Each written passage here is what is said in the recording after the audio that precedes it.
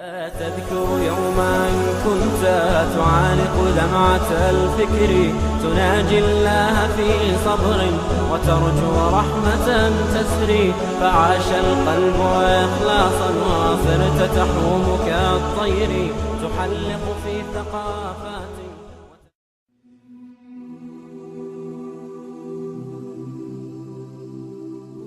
Peygamberimiz sallallahu aleyhi ve sellem Sa'd ibn Abi Waqqas radıyallahu anhu shunday dedi.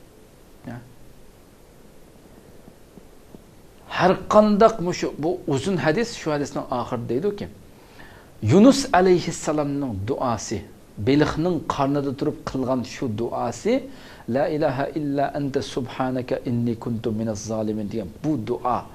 فإنه الأسلام مش حديث ديدوكي فإنه لم يدعو بها مسلم ربه في شيء قط إلا استجاب له.